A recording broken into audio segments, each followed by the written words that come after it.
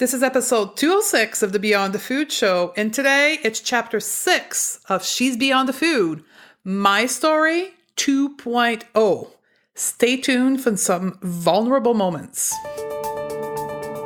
Welcome to the Going to Beyond the Food Show. I'm Stephanie Dozier, clinical nutritionist and emotional eating expert, creator of the Going to Beyond the Food method, and founder of the Going to Beyond the Food Academy.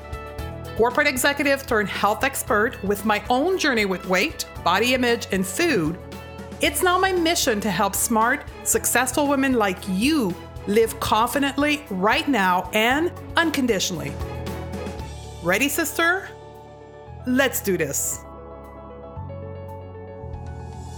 Hello, sisters. Welcome in to She's Beyond the Food Chapter 6, My Story 2.0. This is an update from 2 years ago. So episode 101 of the podcast was my first time putting my full story out there. And I had a friend of mine, probably one of the best interviewer, Sean Croxton, interview me. And I gave him carte blanche to ask me all the question. It lasted 90 minutes. So if you haven't listened to this, perhaps you want to go back to this, but you'll see how different my perspective on my story and the update is different. And I also want to thank Edna. So she will recognize herself. She's one of my long-term fan on social media and on the podcast here who requested this episode. She's like, it's been a long time you haven't done a She's Beyond the Food. So this is for you, sister. And by the way, she's an amazing singer. I'll link to her account. She has a public account. I'll link to her account in the show notes. So go check her out. So today's episode is going to be My Story 2.0, and I formatted it under lesson learned. And the concept of seeing what happens to us in life as an opportunity of learning, an opportunity for growth. And this is a huge mindset shift for people who are currently in a victim type mode mindset, right? Life happens to me instead of for me. And if you are in that mindset where you are the victim of life and everything is done to you, you perhaps will get triggered in this episode. So if any one of you listen and feels attacked or triggered, take that as a sign that you need to work on your mindset, that you are in that life happens to me instead of for me. And when I mean for me, I mean, again, things happen in my life so I can learn, grow, transform, and become another version of myself.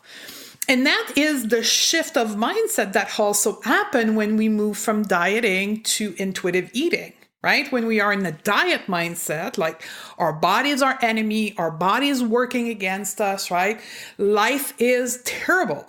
When we move to intuitive eating, we have to make that mindset shift that we are in a relationship of collaboration and symbiosis with our body. Where I am in my own journey, and the reason why I coach others is because I'm a couple step ahead of you. And I've made that shift, that transition, probably like it's not a point on the calendar, but 7 to 5 years ago, around that time, that shift. And now when I work with people, they're my teacher, right? So not only things happen in my life to teach me, but my clients, my followers, the comments that I get are people that are in my life to teach me a lesson. That's how I formatted this podcast, because I think this is where most of us will learn from my story. And the reason why I share my story, right? The reason why I'm a public figure is because I believe that part of my purpose of being in life is sharing my story so others can learn, be inspired, and be potentially transformed from being inspired by my story. Now, one thing I want to point out before we go further, I often get this comment from people that read or listen to my story, and they say, oh, you make it look like so easy. Like it was easy for you, but it's so difficult for me. So I want you to understand that all along this journey, I was extremely uncomfortable. I was extremely anxious. I was afraid. But at some point, I made the decision to see discomfort as an opportunity for change. I equipped myself with tools that when I felt discomfort, I wasn't paralyzed by it. And I keep saying that all the time. If you're waiting for the moment, you're not going to feel afraid. It's never going to come. You have to learn to feel uncomfortable, to feel discomfort, to feel fear, yet still move forward and shift your point of view on fear, shift your point of view on discomfort instead of being something to be avoided into something to be welcome. Know that when you feel uncomfortable, when you feel discomfort, you are at the edge of transformation. Unfortunately, for me, I was stuck in repeating the same cycle for 25 years. Why? Because I was unwilling to be uncomfortable. Every time I would get uncomfortable, I would revert back to what made me feel comfortable. Now, it's important to understand that what makes us feel comfortable doesn't mean it's good for us. What makes us feel comfortable simply makes us avoid the feeling of fear, anxiety, and discomfort. But it means being stagnant. Because change, transformation only comes from being uncomfortable. So we can say it only comes from for your willingness to be uncomfortable.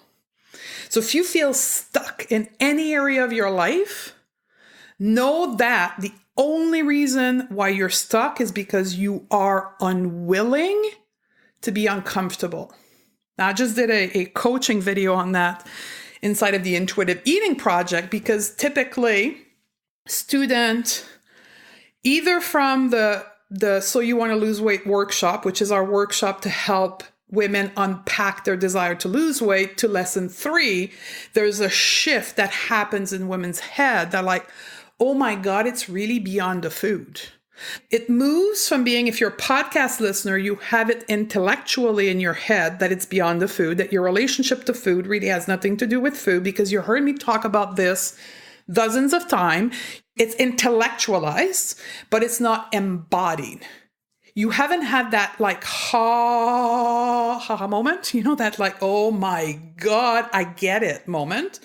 Typically that happens inside of a program or coaching. And then so when these women have this moment in the Intuitive Eating Project, they are uncomfortable. And they are then being faced with the choice of going back to comfort, aka going back to dieting, or moving through this discomfort and learning intuitive eating. Now, the success rate of being willing to be uncomfortable is much higher when you are in a coaching program. Which, by the way, I forgot to say that at the beginning of the podcast. Today, if you're listening live, it is September the 19th, and we are registering the new student for the October group format, where we're going to follow the same lesson together. So if you're wanting to join us, I put the link in the show note, stephaniedosier.com/206. And I'd love to be working with you and coaching you through this discomfort so you can be successful. So I'm going to leave you with this thought before I start with my first lesson. What story of your life are you writing right now? And that's why I call them lessons, because think of them as chapter of a book, right? I'm writing my book of life right now, right? And each one of those lessons will be a chapter in my autobiography. So the question you have to ask yourself is, which part of my story am I writing right now?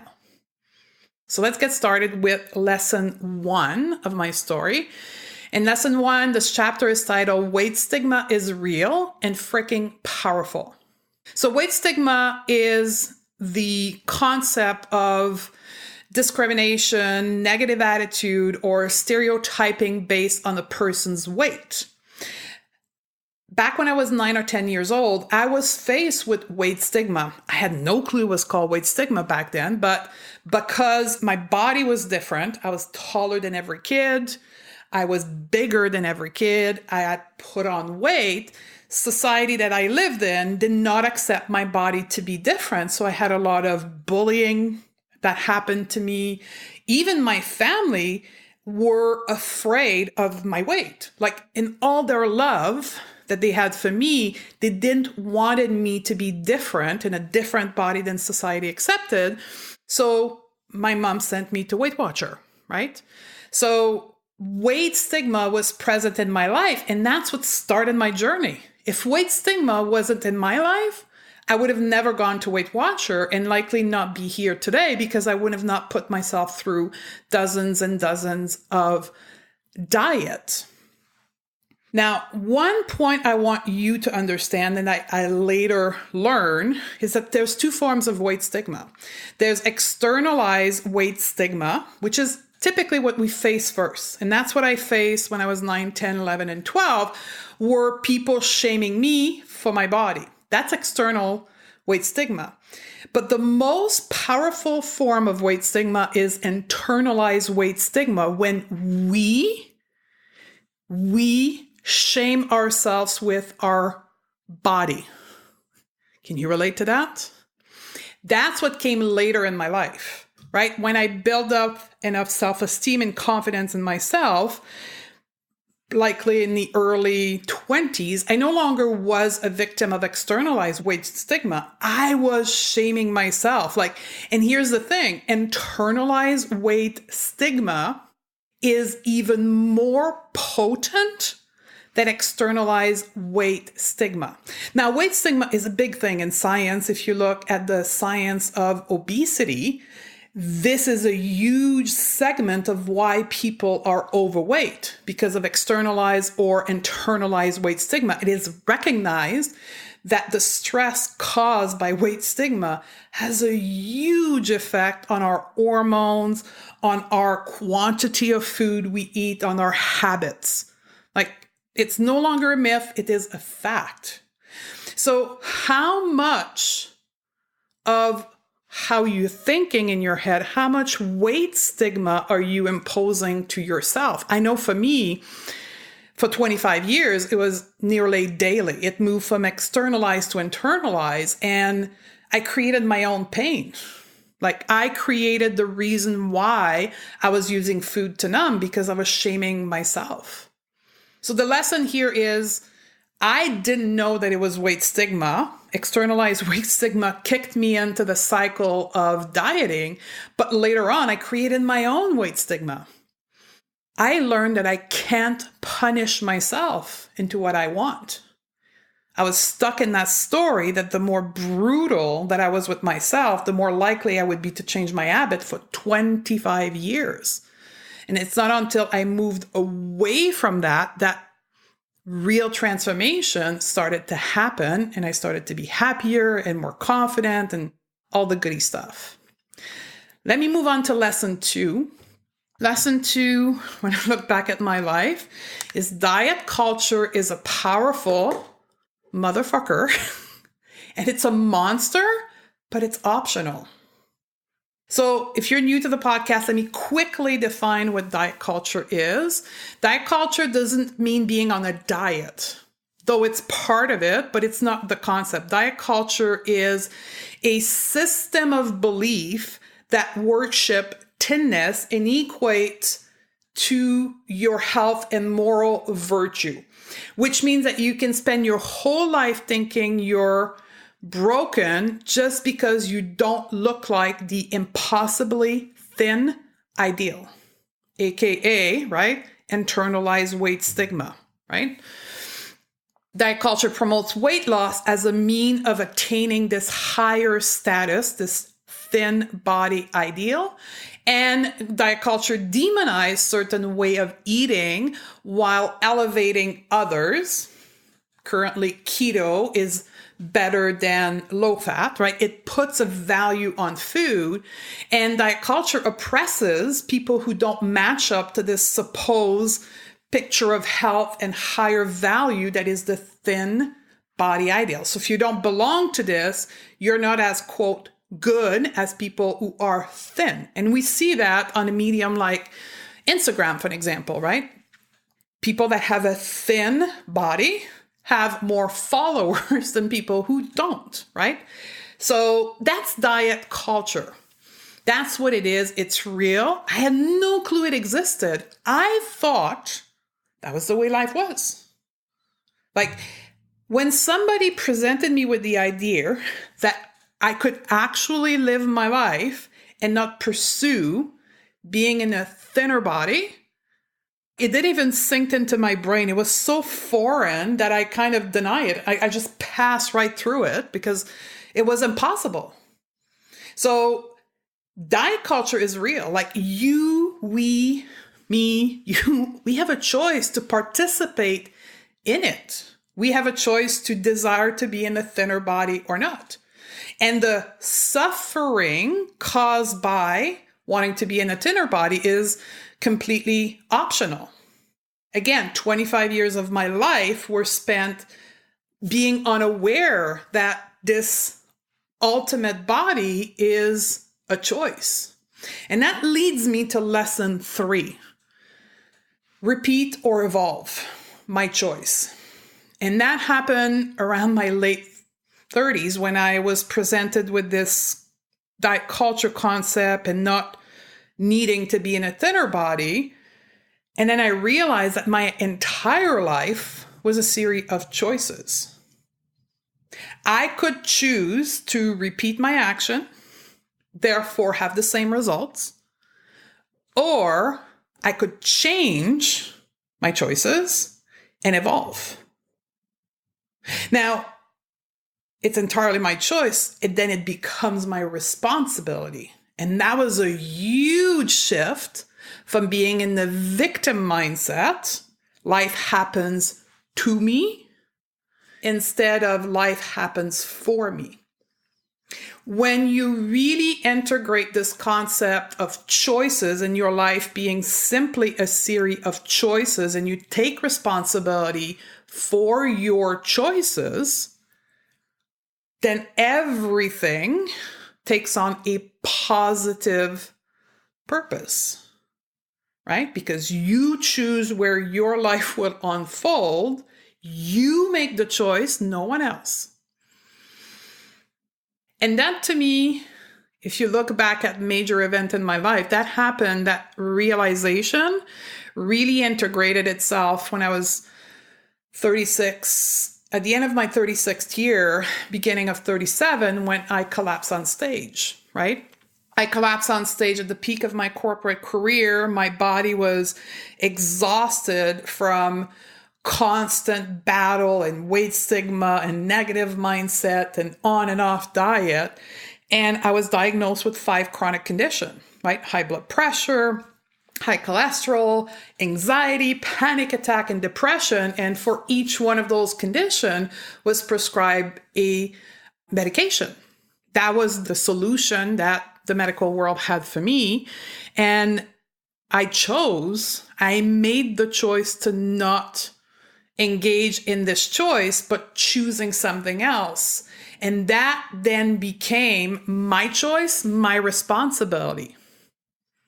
And then for that, because it was my responsibility and my choice, I knew that I needed support, right? I took the responsibility and hired a coach, and that coach recommended me to what was going to become my next lesson, right? In this world of empowerment, of responsibility, of making choices, I met someone called Janine Roth. Janine Roth is the author of a book called Women, Food, and God. And I remember the day that I was reading her book. I was poolside in Florida, and I had a, quote, bad word coming, holy shit moment. That's the holy shit moment that led me to integrate the concept, which is lesson 4, It's beyond the food. That moment in my life, right, which I was describing to you earlier, is what my students have in the intuitive eating project, where they're like, oh my God, it's beyond the food. I had it pull side, and it deeply changed my relationship to food, because I realized that I was using food to numb my discomfort. And then I realized that I hated being uncomfortable. And then I did all kinds of things in my life beyond food to avoid discomfort. This pattern of using food was just one of the many patterns I was using to avoid being uncomfortable. People pleasing, perfectionism, right? All those diet brain patterns that I referred over the last number of shows were just a way for me to stay comfortable, to avoid change. And that created for me this awareness that it's really not about the food. So that leads me into lesson 5, which is wellness diet and healthy body is just BS. So let me explain to that. While I was working through the fact that it was beyond the food, and I was working through Janine's Rutt's book and her teaching, and I was working with my coach on understanding the connection between my emotion and my thought, like this was becoming an awareness for me, and I was seeing how it affected my life, I realized that it wasn't about eating less and moving more, that there was more to it. So then entered in my life wellness diet, right? I'm not going to diet anymore. I'm going to chase health. And that came into the package of, in that time, was paleo. Back in those days, paleo was this thing where you didn't diet, you just restricted a whole bunch of food out of your diet, and you chase quality of food. And in my head, it validated this, right? It's not about losing weight, but I'm going to fix my body, right? I'm going to balance my hormones, my neurotransmitters. I'm going to fix my body, and I'm going to stop chasing weight loss. That I taught. Right? So this place of wellness diet, which is exactly that, right? Wellness diet is this new package from the weight loss industry that moves people from publicly saying that they're chasing weight loss, but moves them into health and chasing health by restricting food and taking a whole bunch of supplements and doing detox and protocol. So I embrace myself into this world of wellness diet. All the while, I was still chasing weight loss. It was just a new package, but I didn't see that. And then so I went on a 2-year bent of like being obsessed with my health and being frustrated because it didn't work. Though I was getting, quote, healthier about the metrics that wellness diet was giving me, I was still in my head not fixed because I wasn't being in a thin body. And it was still a headache and restriction of food that sent me into this path of binge eating. Like I was overeating before, but I wasn't binging. And paleo and keto, particularly keto, triggered this binge eating because it was so restrictive and my body was so angry at me for restricting still and chasing a thinner body, but not admitting it to myself. And then that threw me into the world of disordered eating behavior and binge eating. And then someone sent me a book to read that was called Health at Every Size. So I had read Janine, I understood it was beyond the food, but I was caught into this world of wellness diet, and then Health at Every Size came in. And I refused to read it. Well, not true. I read the first chapter and I was so triggered. Remember I gave you a triggered warning at the beginning? That was a huge trigger for me because the book Health at Every Size pretty much says you can be healthy, right? And you can chase health independent of your weight. Well, by me being placed in front of this fact, it basically said that everything that I was doing wasn't going to get me where I wanted to be. And that was offending to me. And I see that now every day, right? I'll put a picture of myself on social media in a full body and I'll get a whole bunch of unfollowers. Everything is fine until they see that I can be happy, that I can be healthy in a bigger body. That triggers the people. And funny enough, those people are in bigger body. Right? But it really challenged what they're doing right now. And then they get offended by that. They don't know how to deal with this discomfort. So what do? They unfollow me. It's easier to avoid the whole thing than to deal with it. So it took 2 times for me to be sent Health at Every Size book by 2 different people to finally read it. And then that led me to lesson 6. You can't hate yourself to happiness. I have to accept my body. I had to do the work. And what I call the work is accepting myself as I am today. And that is a different type of work than dieting. Not that this work of accepting my body is physically harder. It's not emotionally harder or mentally harder. It's just different. But again, the base principle is being able to be uncomfortable, right? And I was still practicing this. So that was just another lesson that came into my life. The book was the teacher, and the 2 people that sent me that book were my teacher to force me to go to another area of my life that was uncomfortable, which is to accept my body. And I had to learn new tools to work through body acceptance, right? Mirror exercise and doing certain type of journaling and then breathing. All these tools had to be learned, meaning they had to become a beginner again. And that is uncomfortable for most of us, right? But that got me to this beautiful place of, quote, creating or embracing body neutrality that I now teach. Would I have never been presented with Health at Every Size or Janine's Roth book, or have had external weight stigma and then internally weight stigmatized myself for years, I wouldn't be where I am today teaching you and hosting this podcast and having to go into Beyond the Food Academy. These were all lessons and teachers in my life that allow me to create what now helps hundreds of women. And body neutrality is a part of that, right? Is that place where you can embrace yourself as you are, including the part you don't like, and moving from a place of using your body as self-worth and self-esteem to a place of functionality. So it's completely re-engineering how and why we engage with our body. It then led me to the last lesson, which is the one of intuitive eating, right? Intuitive eating is this gateway to health and happiness. And again, intuitive eating came to me a few times.